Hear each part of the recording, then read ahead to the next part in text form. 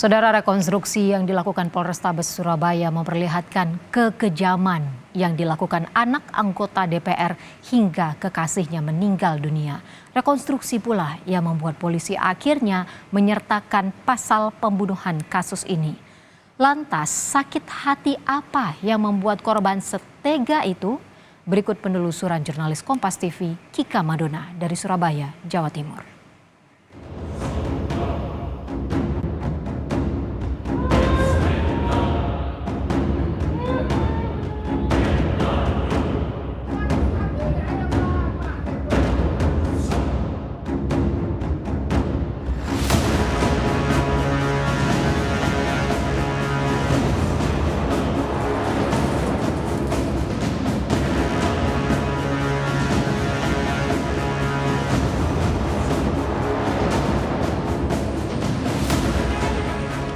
Saudara, lagi-lagi kasus pembunuhan terjadi di kota besar. Seorang wanita menjadi korbannya.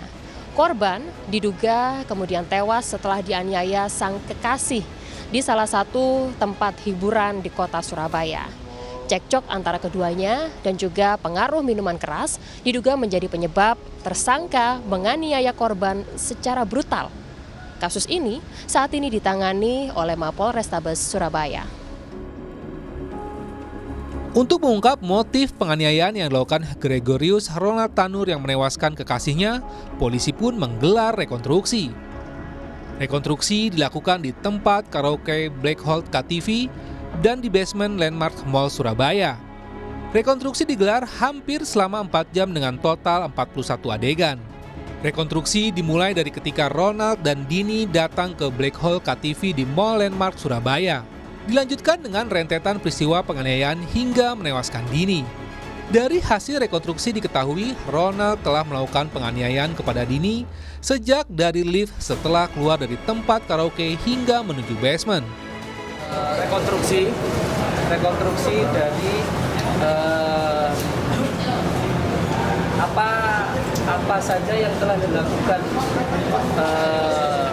tersangka Ronald dan juga yang dilakukan oleh korban saat kejadian itu pada tanggal 3 Oktober hingga tanggal 4 Oktober, di mana kita temukan banyak fakta-fakta baru pada saat di Black Hole maupun pada saat yang bersangkutan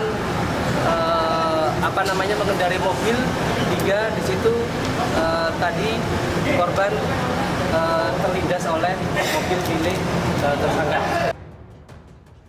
Atas tindakan yang dilakukan anaknya, Edward Tanur, ayah Gregorius Ronald Tanur menyampaikan bela sungkawa dan permintaan maaf kepada keluarga korban.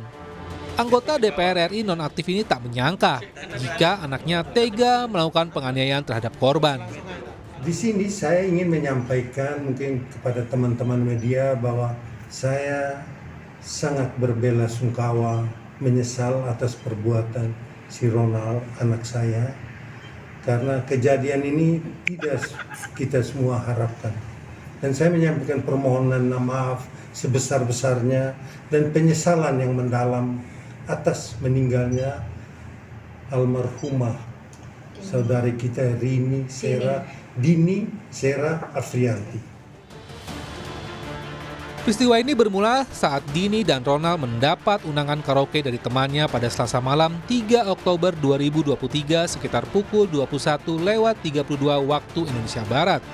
Keduanya sempat cekcok setelah berkaraoke. Kemudian pelaku menganiaya korban tepatnya 4 Oktober 2023 atau Rabu dini hari sekitar pukul 00.10 waktu Indonesia Barat.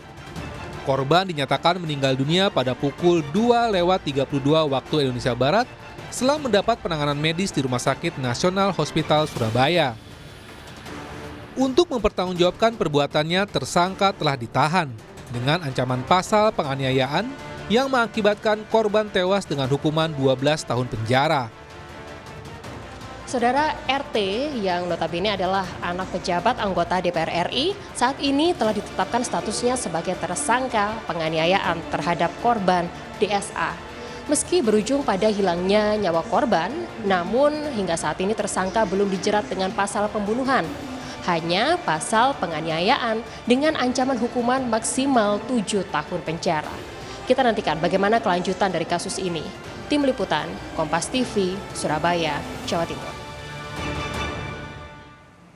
Saudara, polisi akhirnya menjerat Gregorius Ronald Tanur, pelaku penganiayaan hingga tewas terhadap kekasihnya dengan pasal pembunuhan. Untuk lebih jelasnya akan kita bahas bersama ahli hukum pidana Universitas Bhayangkara Surabaya, Pak Joko Sumaryanto. Selamat sore, Pak Joko. Selamat sore, Mbak Ivo. Pak Joko, polisi kan akhirnya menjerat Ronald Tanur ini dengan pasal pembunuhan ya, setelah sebelumnya polisi menjerat tersangka dengan pasal penganiayaan. Bagaimana Anda melihat adanya perubahan pasal yang diterapkan kepada Ronald Tanur ini? Ya, mungkin yang lebih tahu adalah polisi karena rekonstruksi dilakukan. Namun karena peristiwa ini dilakukan karena proses penganiayaan dilakukan oleh Gregorius terhadap pacarnya, yang awalnya dia tidak menyangka bahwa tindakan penganiayaan ini akan mengakibatkan kematian.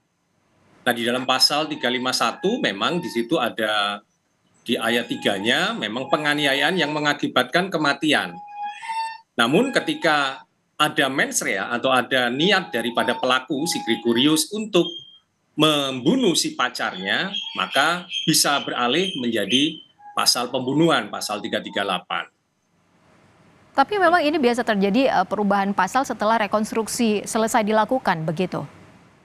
Ya, mungkin untuk lebih tepatnya, biasanya para penyidik ini akan melakukan gelar perkara sebelum BAP ini diserahkan kepada penuntut umum. Nah, gelar perkara itu untuk memastikan pasal yang dijeratkan kepada si Gregorius ini apakah penganiayaan yang mengakibatkan kematian atau murni pembunuhan. Demikian, Mbak Ivo. Baik, Pak Joko, sebelumnya kan polisi menerapkan pasal penganiayaan. Menurut Anda apakah ini ada kaitannya atau pengaruh dari ayah pelaku yang merupakan anggota DPR? Kalau menurut saya pengaruh itu tidak ada. Karena yang melakukan adalah anaknya. Karena si Gregorius yang melakukan sendiri, memang orang tua punya tanggung jawab moral terhadap apa yang dilakukan oleh anaknya. Seperti pepatah Jawa mengatakan,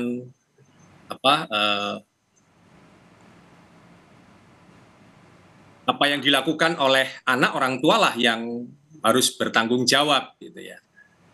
Nah, dari apa yang dilakukan oleh si Gregorius, apapun itu menjadi tanggung jawab ayahnya, orang tuanya, anak polah, bopo kepradah gitu ya. Sehingga tanggung jawab moral ini harus ditanggung oleh si bapaknya. Nah, terhadap sanksi yang diberikan kepada Gregorius atas perbuatannya, ini diberikan kepada anaknya. Demikian, Mbak. Polisi kan juga 2 kali ya Pak Joko mengubah penyebab kematian korban. Bagaimana Anda melihat ini? Ya, yang menyebabkan kematian ini apakah karena kematian ini kan bisa disebabkan karena pukulan, bisa karena minuman keras, bisa karena segala macam ya. Itu artinya hukum pidana kita dibantu oleh hukum yang lain atau ilmu yang lain untuk menentukan proses kematian dari si anak atau si pacarnya Gregorius tadi. Nah, dari kematian itu bisa disimpulkan bahwa apakah kematian ini karena ditabrak, namun penganiayaan mulai dipukul, lalu ditabrak, dan lain sebagainya ini adalah bentuk-bentuk penganiayaan. Tapi apakah mens rea atau niat dari si Gregorius ini untuk membunuh atau hanya menyakiti lalu mengakibatkan kematian?